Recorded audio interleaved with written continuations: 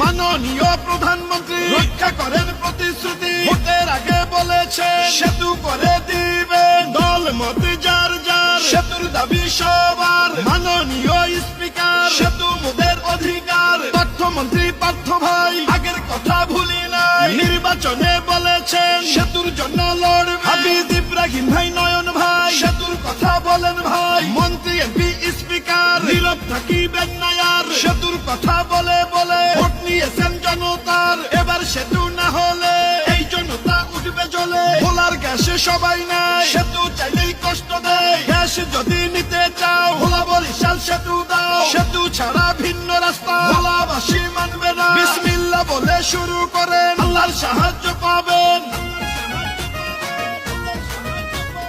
প্রধানমন্ত্রী বরিশালে করছে অঙ্গীকার, সেতু করে দিবেন গঠন করিলে সরকার, ভিন্ন সড়ক চাই না মোরা সেতু মোদের দরকার, দীর্ঘদিনের ন্যায্য দাবি 22 লক্ষ জনতার। দেখেন বিভাগীয় শহর মোদের হইল বরিশাল, আসা যাওয়ায় পরে কত নদী নালা খাল, মোদের আছে মন্ত্রী এমপি আছে স্পিকার, এত থাকার পরেও কেন হয় রে অবিচার। গ্যাস বিদ্যুৎ মাছে ভরা মোদের ভোলা জেলা, সেই ভোলাকে নিয়ে করবেন না কেউ অবহেলা, সেতু ছাড়া কিছুই মানি না।